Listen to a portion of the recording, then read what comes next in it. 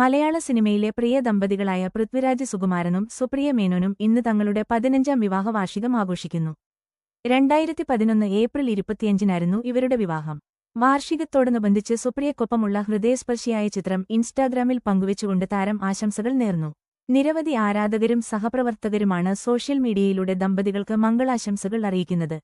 സുപ്രിയ ബിബിസിയിൽ റിപ്പോർട്ടറായിരുന്ന കാലത്താണ് പൃഥ്വിരാജിനെ ആദ്യമായി വിളിക്കുന്നത്.